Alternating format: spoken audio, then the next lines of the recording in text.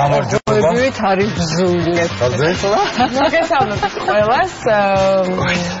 კოღოებსაც მაჩვენე. პირველ მესხაში ვარ, ხო? იმიტომ რომ კოღოია ფოტოშავა რო ეთქვა. ხო. იმიტომ რომ კოღოები და სხვა მწერები არიან არსებები, რომლებიც ჩვენთან ერთად ცხოვრობენ, თან არსებობენ. გაზაფხულის და ზაფხულის დადგომასთან ჩვენი ცხოვრობენ მეცად გეცე ჩვენი შეკვედებები ან ეს თანაარსებობა შევწყვეტე. სამუდამოდ გავეყარე და ამაში აი ამით და ამის დამსახურებაა მოკლედ რა. ეს პეტრე მეგობარი ეს ჩემ პეტრე მეგობარია. ხო და ზღვის პირას რომ მივდივარ არა და ეს ყველაფერი განვიხილოთ მეორე ბლოგში რითი ვინ როგორ ეყრება კოღოებს, მაგრამ პირველში მოდით ვისაუბროთ კოღო ყველა ვიცით, მაგრამ კიდე არსებობენ წერები, რომლებიც თურმე გვერდშია სახლის პირობებშიც ყვენენ და არც ისე უვნებელია მათი ყვება. ყვება, ხო, ჩვენთან ყვებავთ, ეგ მართალია პრინციპი. და მე რო ვკითხულობდი 1-2 წელი საარსებობის შესახებ საერთოდაც არ ვიცოდი, არა ის რომ თქვა რამე ინფორმაცია არ მქონდა. არ გეცი რა არ ვცოდნო, რომ აღარ ენერგიულებდი, ეხლა ნერვიულობა მოგიწევს. ეხლა არ ნერვიულობ, იმიტომ რომ ზედმეტი ნერვიულობა ნამდვილად. და როგორ იქბინებიან ესე იგი? იქბინებიან და მე ვიცი რომ საერთოდ არსებობენ მწერები, რომლებიც არიან დაავადებების გადამტანი და ამიტომ არიან საშიშნი. ეს რომ ყველა მწერი დაავადების გადამტანი არა, მეშლება? ძალიან საინტერესო დისკუსია. კარგი ნაკებენი რომელიც ეს. ბუზი ცეცე როგორი მავნეც არის, ეგეთი მავნე არ არის. ბუზი ცეცე მავნე არის, ბუზი ცეცე მკვლელია. მაგას ვამბობ, ანუ შედარებით ეყოლა. საინტერესო დისკუსია. არა, ერთი თქო, რა დოგმატურებია შეჯი. მე მინდა რომ ამ დისკუსიაში ჩავრთო კაპიტანი ირინა კალანდაძე, დაავადებათა კონტროლის და საზოგადოებრივი ჯანმრთელობის ეროვნული ცენტრის განმანათლებლობის დაავადებათა დეპარტამენტის თავარი სპეციალისტი. მოგზანდი. მე ვიცი, მაგრამ ძეთვებში ისე ჩაბუდება. სალამი. გამარჯობა. მოგზანდი. გამარჯობა. ეგ აქტუალური ექცევა, რადგან მოგიწევს ამაზე საუბარი. არის აქტუალური. აქეთ ჩვენ სტენდარტით. ახლოს. ზამთარში არ არის ალბათ აქტუალური. ხანია ფანჯარას ვერ ვაღებ, იმიტომ რომ ჯერ მარტო ხმა მაწუხებს მათი ხმა. სიმშვიდე და სიჩუმე. და დღისით კიდევ საშუალება ბადის გაკვრა. მაგრამ ბადის გაკვრა შეიძლება ხო კაპიტანი ირინა. აი რომლებისგანაც ხო სწორია. ყველა ის მწერისგან რომელიც დაფრინავს. რეალურად რა საფრთხის წინაშე ვდგევართ, რომ აი შევიქმნათ საბეჭდილება ჩვენ და ჩვენს დემოკრატიას. თქვენ წარმოიდგინეთ, რომ თვალით საკმაოდ პატარა ზომის არიან, მაგრამ საფრთხე საკმაოდ დიდი მოაქვთ. მაგრამ ყველა ხო რა თქმა უნდა. რაზე საუბრობთ ხო? ანუ რა არის ყველაზე საშიში და აქტუალური? ძალიან ბევრია, მაგრამ მოდი ვისაუბროთ საქართველოსთვის რა არის დღეს აქტუალური, იმიტომ რომ მსოფლიოზე ვერ გავალ საკმაოდ ბევრია. ვიფიქროთ ჩვენ თავზე რა ხდება საქართველოში, რა არის აქტუალური, რომელი მწერი? ნუ პირველ რიგში როგორც თქვენ თვით კოღო, მაგრამ ყველა კოღო არ არის ადამიანისთვის დაავადების მხრივ გადამტანი და საშიში. აი თვალით ხო ძალიან რთულია თვალით გარჩევა ამისი თუმცა ძალიან პატარები აი ესეთ ფეხებიანები დიდები სასაშიშები და კოღოები არა ძალიან პატარები და ძალიან აი ქინკლებს რო გავს ის არის ისიც საკმაოდ საშიშია ის არის ფლებოტომუსები რომელიც ლეიშმანიოზის გადამტანება რომელიც ასევე საქართველოსთვის საკმაოდ აქტუალურია იმიტომ რომ დღესდღეობით საქართველოში საკმაოდ ბევრი შემთხვევა გვაქვს ჯერჯერობით ისევ ლეიშმანიოზის რომლითაც აი როგორ თქვენ თვით ბავშვები ძირითადად ზიანდება. მე არ ვიცი ახლა განსხვავებულად განსხვავ ესეთ ფეხებიანი და პატარა და ის როგორ არა დათვალიერებული ყავს ეთყობა როგორ უნდა განსხვავოთ მართლა ძალიან რთულია თქვენ თვალით განსხვავოთ თუმცა სპეციალისტი ჯდომის მანერით აი კედელზე ჯდომით და როგორ არის ჩამოკიდებული კოღო აი ამეთი ასხვავებს ანოფელეს და ანოფელეს ანუ ანოფელესი არის ის კოღო და შეხედე ნინო ხო აი საკმაოდ რთულია ჯდომის აი არა ვიზუალურად ესე სწავლება ამის ანუ სისხლი ყველასთვის ისეა ყველა კოღო მაგრამ კონკრეტული კოღოები არიან სახეობა რომელსაც გადააქვს დაავადება საქართველოსთვის ეს არის ანოფელესი ზომით განსხვავდებიან არა პრაქტიკულად არა რომელ რეგიონში უფრო ანუ თქვათ სინესტეა სადაც რომელ რეგიონში უფრო უდობენ საქართველოში სხვათა შორის ამ ბოლო დროს მალარია გადააქვს კოღოს რაც საქართველოში არის თორე კოღოს სხვა დაავადებებიც გადააქვს ყვითელი ცხელება გადააქვს დინგეს ცხელება და სხვა მაგრამ ეს დაავადებები საქართველოში არ არის საქართველოში არის მალარია, რომელიც რამოდენიმე წლის წინ, თუნდაც 4-5 წლის წინ საკმაოდ აქტუალური პრობლემა იყო, მაგრამ დღესდღეობით დავამარცხეთ ეს პრობლემა. მალარიის ადგილობრივი შემთხვევები არა გვაქვს საქართველოში უკვე, თუმცა შემოტანილი შემთხვევები გვაქვს და ამის მხრივ კოღოს მნიშვნელობა აქვს, იმიტომ რომ შეიძლება შემოტანილ ავადმყოფისგან ნაკბენი შემდეგ გავრცელდეს საქართველოში. რამინდა კითხოთ ახლა. აი, როცა გიკმეს კოღო, კოღო მოკმინა არა უშავს. როცა გიკმეს თქვა ფუტკარი ამზიკი, იქ პანიკა და დაანა და მთელი ამბავი მიდის. როგორ უნდა მივხვდეთ, რომ მისახედია ის ნაკბერი, თქვა კონკრეტულად რა კოღომ გიკვინა და ვინ არის და რა. იქნებ ლეიშმანიოზე დაგმართა, ხო? შენ ხო, ნუ დაატოვაში. არა, ხო, მაგრამ როგორ უნდა განვაცხო? ფუტკარი მიდია ვიცით შემთხვევაში რაღაცას ვაკეთებთ იმ მომენტში, რომ აი რაღაც. ხო, ანუ იცით რა არის? კოღოს ნაკბენს შევამჩნევ სხვათა შორის, იმიტომ რომ რაღაც პატარა სიწითლე, იქავილი წამოვა, კანზე, მალევე ხდება, კი, კოღოს ნაკბენი. აი საკმაოდ ცუდია აი ამ ქინქლის ფლებოტომუსის კბენა, იმიტომ რომ ის შეუმჩნეველია და უმტკივნეულოც არის. და სხვათა შორის ჩვენ კბენას ვერ ვამჩნევთ და შეიძლება დაავადება დაგემართოს და რამოდენიმე თვის მერე გამოვლინდეს ეს დაავადება, იმიტომ რომ საკმაოდ დიდი ინკუბაციური პერიოდი აქვს ლეიშმანიოზს. ხათმელინა, შეგეკვირდეთ. სახლის პირობებში ვთქვათ, აი, როდესაც სახლში შემოფრინდება კოღო ძილის დროს, აი ამ შემთხვევაში ტყუილად პანიკა არ დათესოთ. ლეიშმანიოზის კოღო ასეთ პირობებში შეიძლება შემოფრინდეს და დაკვირდეს. რაღაც ხო, ცოტა რაღაცა ყოფითი კოღოები და ესენი რაღაც ბუნებაში კვინებიან მხოლოდ ესეთი გადამტანები. არა, სახლში შეიძლება შემოფრინდეს, ოღონდ ლეიშმანიოზის კოღო არ არის ამას ცოტაში. ხო. შეიძლება მოსკიტი, ანუ სხვა არის, კოღო სხვა არის, მოსკიტი სხვა არის. მოსკიტი გაცილებით უფრო პატარა ზომის არის და ამიტომ სახლში შემოფრინდება ორივე. აი და რომელიც თქვენ თქვით, რომ ანუ უნდა აუცილებლად ერთ-ერთი თავდაცვის საშუალება არის, რომ მაქსიმალურად შევეცადოთ, რომ არ შემოფრინდეს ესენი სახლში. აი, ერთ-ერთი ყველაზე კარგი საშუალება არის ამისთვის ბადე, რომ გავაგრათ ბადეები ფანჯრებზე და დაცული იყოს ჩვენი სახლი, მაგრამ თუ გარეთ ვართ, აი ამ დროს უფრო ძნელია დაცვა, თავდაცვა. ნუ ამ დროს ყველაზე კარგი საშუალება არის, რომ რეპელენტები გამოვიყენოთ. ეს არის დამაფრთხობლები. მეორე ბლოკში. მანამდე კოღო, ნუ კიდე ვიცნობთ, თვალებს ჩაგვიხედია ყველას, ხო? ისე სპარჩიკი კი თვალებიც აქ და ბევრი სხვა ორგანოც, მაგრამ ბუზებიც ხო ეკბინებიან პრინციპში. ნუ ბუზებიც ეკბინებიან. მაგრამ დაავადების გადატანის თვალსაზრისით ხომ? საკმაოდ ხო, აი ტკიპა არის საკმაოდ საშიში, რომელიც დღეს საკმაოდ აქტუალურია. აი ესეთივე მათი თვლება, როგორც ვთქვათ, აქ ცოფსეროციან, ესეთივე არის ქვეყნები, სადაც ძალიან დიდი ყურადღება. ჩვენთან არ არის ესეთი საშიში ტკიპები? საშიში ტკიპები სამწუხაროდ არის ჩვენთანაც. ეს რომ არის საშიშროება ტკიპები ცხოველებზეც რომ ბინადრობენ და ადამიანებზეც რომ ბინადრობენ. ეს შემთხვევები ყოფილა საქართველოში ტკიპის, რომელიც ძალიან სერიოზულად უნდა სიჭრეს, რა ქვია, დღესდღეობით ცხოველებს ყავთ ხო ხშირად, აი ასეთი ტკიპებია, ის ტკიპები ვიცი რომ ადამიანზე არ გადის. ახლის ტკიპა არა, ეს კარგი, აი დაასრულეთ. სვილფეხა რქოსან ცხოველზე ბინადრობს ძროხა, ცხვარი, თხა, ტყის იმეებზე ვთქვათ ბინადრობს ზღარბი, კურდღელი, ცივყინაგლებად. აი კურდღელი. აი ამ ბინადრობენ და ეს ცხოველები არიან რეზერვუარები ამ დაავადების. ანუ თვითონავად არ ავადდებიან, არ უვლინდებათ ეს კლინიკური ნიშნები, მაგრამ თუ ტკიპა მუკბინა ამ დაავადებულ ცხოველს და შემდეგ ადამიანს უკბინა, ანუ ადამიანს აავადებს. რა შეიძლება მოხდეს? დღესდღეობით საქართველოში გვაქვს საკმაოდ ანუ წელს გახთას ასე ვთქვათ საყურადღებლო ყირიმი კონგოს ჰემორაგიული ცხელება, რომლის შემთხვევები 2009 წლიდან ხდება ჩვენთან დიაგნოზირება, მანამდე უბრალოდ არ ხდებოდა, თორე საკმაოდ ეს მე-20 საუკუნის შუა ხანებში იქნა დადგენილი ეს დაავადება და საქართველოში 2009 წლიდან დავიწყეთ ამის დიაგნოზირება. და უკვე ნუ მანამდე 1-2 შემთხვევა, შარშან გქონდა 13 შემთხვევა, წელს უკვე სამწუხაროდ 9 შემთხვევა გვაქვს და ამ 9 შემთხვევიდან 2 ლეტალურად დასრულდა.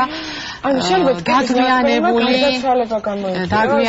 მიმართულების გამო. მოდით კონკრეტულად აი ვთქვათ ბალახში, პარკში თამაშობს ბავშვი. მშობელმა რა უნდა გააკეთოს, რომ სახლში წაყვანეს წინ, კარგად დაათვალიეროს რამსადმე. ნუ ეს თბილისში არ არის, გვაქვს უფრო ქვემო შიდა ქართლში, გვაქვს ხაშურის, ბორჯომის ასპინძის რაიონებში შემთხვევები. აი სადაც შეიძლება დასასვენებლად ჩახვიდეთ და ამიტომ არის რომ როგორ ვიცნობთ ტკიპი? ანუ ტკიპას რომელიც კანში გვაქვს, როგორ გამოიყურება მე არ ვიცი.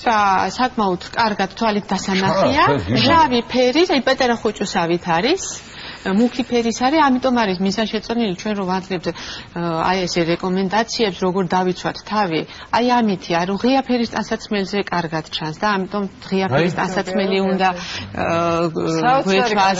თქვათ რომ მინდორში გადიხართ სამუშაოდ, ვინც იქ ადგილზე ცხოვრობს, უჯობესია რომ გრძელი შარვალი ჩაიცვას, გრძელსახელოიანი რომ აი ტკიპა და ღია ფერის დრო სახში დაბრუნების დროს რომ ტკიპა კარგად დაინახოს იმ ღია ფერის ტანსაცმელზე. ტანსაცმელი და შემდეგ გადავიდეს კანზე, რა თქმა უნდა. ბალახებში ცხოვრობენ ზუსტად და მაღალ ბალახებში ცხოვრობენ და ბავშვზე ტკიპა. უნდა ეს ტკიპა არ უნდა გადავაგდოთ და შევამოწმებინოთ ალბათ, იმიტომ უკვე ნაკბენია ხო ბავშვისთვის. შეიძლება ეს არა, ტკიპის ესეთი პრაქტიკა არის თუმე ევროპაში, გერმანიაში და ასე შემდეგ. კი, რა თქმა უნდა, ტკიპებს შემოწმება ხდება ჩვენი ენტომოლოგიური ჯგუფი დადის და აგროვებს ასე ვთქვათ ტკიპებს და ჩვენ ვსწავლობთ ამ ტკიპებს.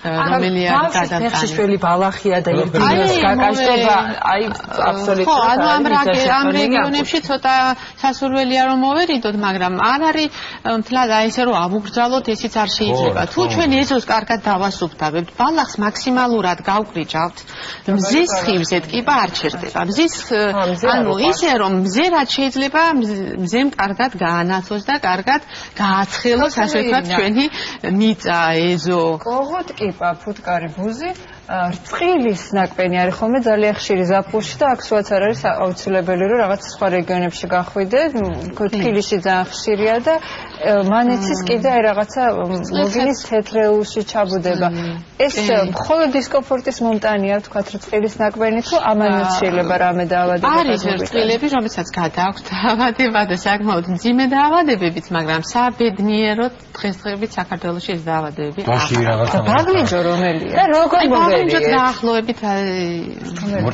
აი როგორ მოვერიეთ იმ პრობლემებს რაც იყო მანამდე და რწყილები აღარ არის იქნება ამაზეც გაჭრას ან რაღაც ახალი რა თქმა უნდა დაავადებათა კონტროლის მოსახლეობის განათლებით და აუცილებლად მოსახლეობამ უნდა დაიცვას თავი მაქსიმალურად რომ აი ელემენტარულად ხელით არ უნდა მოაძროს ტკიპა ეხლა ძროხებზე როგორც გითხარით ცხოველებზე ბინადრობს ეს ტკიპები და ამიტომ როდესაც სახში მოვაქვთ თქვენ გონიათ არის ის მოსახლე მიცის იქ რომ ტკიპაა და ის აშიშია ისაც ძროხა ყავს მაგრამ მიდის და ელემენტარულად ხელით აძრობს არაფრით არ შეიძლება ხელით მოძრობა თუ ხელთათმანი არ გეცვა იმიტომ რომ ისე ტკიპა ნუ ეხა პინცეტი არის რაღაც არის მაგრამ ეხლა როდესაც ძროხა მოდის სახლში იქ მიდის რაღაც ასუფთავებს ძროხის პატრონის პინცეტით შეიარაღებული ძროხისგან არ მივა ხო მართალია მაგრამ აი თათმანი რო ჩაიცვას რატო არ შეიძლება ხელით? ხელით იმიტომ არ შეიძლება რომ შეიძლება ჯერ გიკბინო, შემდეგ გაიჭყლიტოს ის ამოყვანის დროს. თან ხელით ამოყვანას, ანუ ამოყვანასაც საკმაოდ სპეციფიურია, ანუ უნდა ვეცადოთ რომ კანში არის ჩამაგრებული და თავი არ ჩარჩეს იმ კანში, ანუ მთლიანად ამოვიყვანოთ ტკიპა კანიდან. აი ესეთი ტიპის პირუტყვი ესე ვთქვათ, მე საჭმელად ვარგისია ხო, ვინც ბავშვი ბევრი ტიპებით ცხოვრობს. აი დაუშვით არ აზიანებს ის მის რბილობს და ასე შემდეგ. ხო, რაღაც ხამებს ვერ გაუშვით. ბატონი ირინა, ეს ვთქვათ, სასურველია თუ ანუ რაიმე ამ ტკიპების საწინააღმდეგო საშუალებით დაამუშავებენ ამ ძროხებს, რომ ტკიპა მოძრეს და ხელით ამოყვანა არ დაჭირდეს. უკვე არსებობს უამრავი ესეთი საშუალება არსებობს. ძალიან ხშირად, როდესაც ბავშვებთან გვაქვს საქმე, არის ხოლმე ესეთი მე მქონია პირადად ეს შემთხვევა, რომ რაღაცა შეცვლებული, შეშუპებული და კითხვის ნიშანი ისმევა ესეთი, რომ ნაკბენია, რამე ნაკბენია, თქვა კოღოსი თუნდაც თუ ალერგიული რეაქცია და ამ დროს ნუ რაღაცა ძალიან უნდა იყოს თავი, ხო, ნებისმიერ ნაკბენს ამ ალერგიული რეაქციისგან განასხვავებთ მხოლოდ ნაკბენის წერტილით თუ ათრებული თავი აქვს, ხო?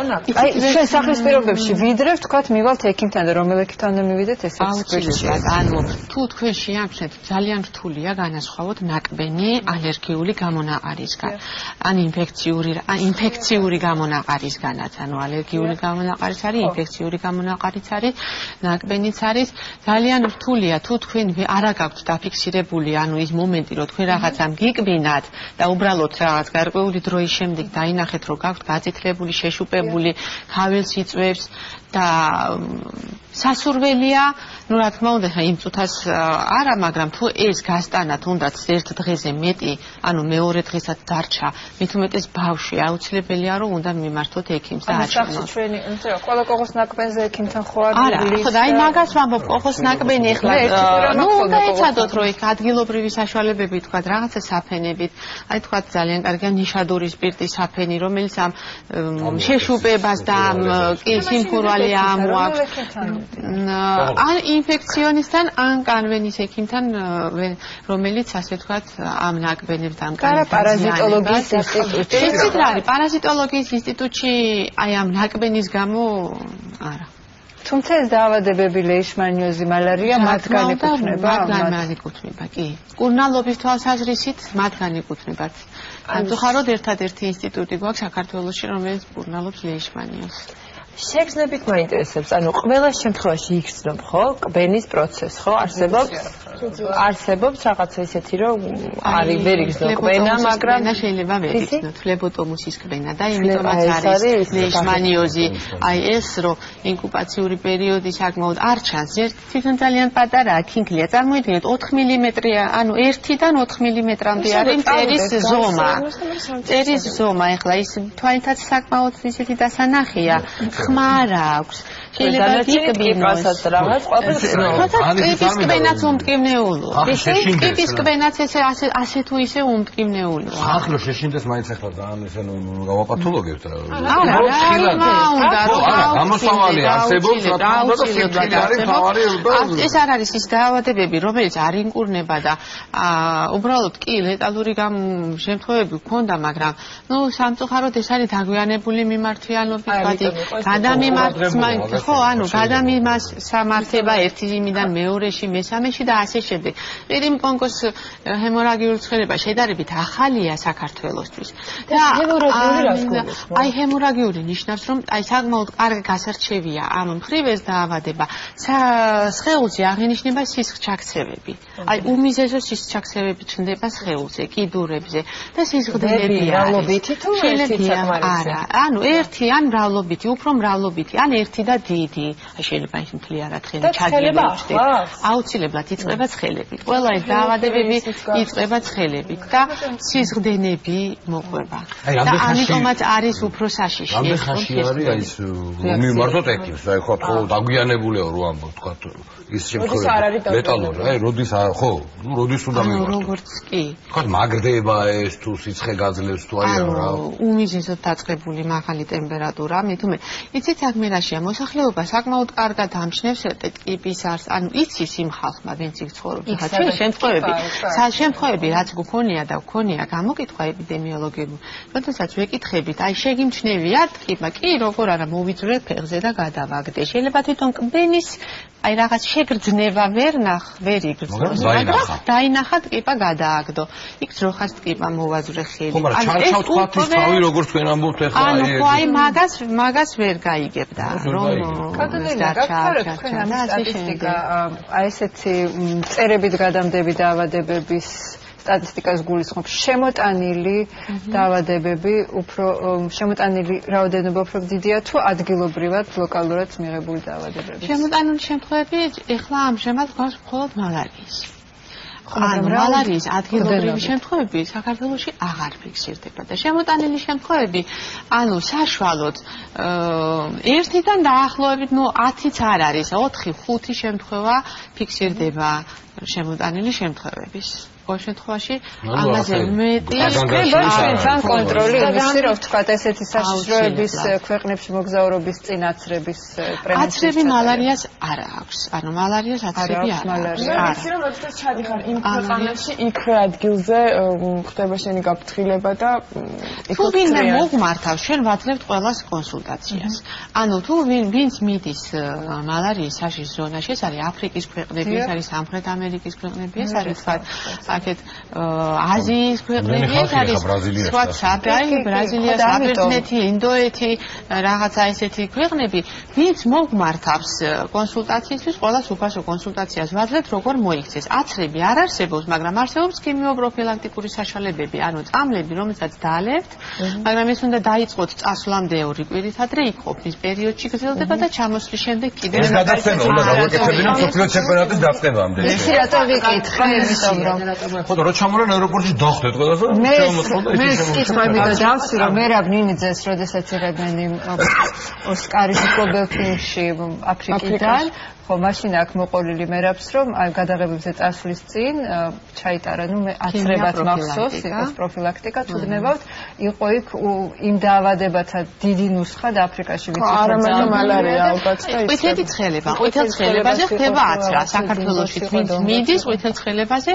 ცრია მე ვიცი რომ არ გაუშვეს ქვეყნიდან ხო თქვა საკვები აი ავღანეთში იყო რა მეგობრები და სპირტში წვანილს და იმას სპირტში ავლებდნენ და ისე ჭამდნენ არ ვიცი იგი ქვეყნები რომელიც არ ღებულობს თუ არ გაკაცრა გაკეთებული და არის ხო ეს კანონმდებლობით რეგულირდება ალბათ რა აი თაშოთ არსებული შემთხვევა მალარიის რაღაცას კონკრეტულ რეგიონში დაფიქსირდა თუ აი რამეთ ჯგუფდება რამე მითი რაღაცა ნიშნებით საქართველოში ადრე მალარიის შემთხვევები ვთქვათ მე-20 საუკუნის დასაწყისში იყო დასავლეთ საქართველოში. მთელი კოლხეთის დაბლობი, ზღვისპირეთი იყო დაავადებული მალარიით. მაშინ მე მგონი ოჯახი არ იყო რომ მალარიანი აღარ არ ყოფილა. ეს იყო 30-იანი, 40-იანი, 50-იანი წლები.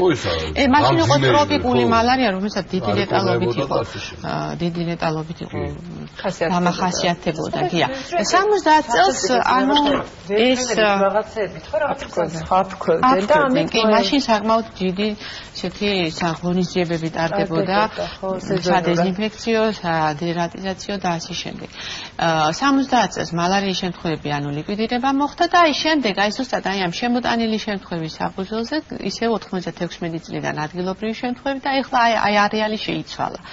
არეალი შეიცვალა და ქონდა აღმოსავლეთ საქართველოში, ქონდა კახეთის რეგიონში, ქონდა ქვემო ქართლში. ანუ ეს ორი რეგიონი იყო, რომელიც იყო ძირითადად დაზიანებული მალარიით. ფუტკრის ნაკვაზე მე მგონი არ გვისაუბრია ხო? ფუტკრის ხო? ანუ ამის საშიშროებას ნაკბენი დაავადებით გადატანის მიმართულებით არანაირად საშიში არ არის, არც ფუტკარი არ შეგაწუხებს თუ თქვენ არ შეაწუხეთ ფუტკარს, ანუ არ არის აგრესიული მწელი რომ თავს დაგესხას. რომლებია არ ძერა ხო?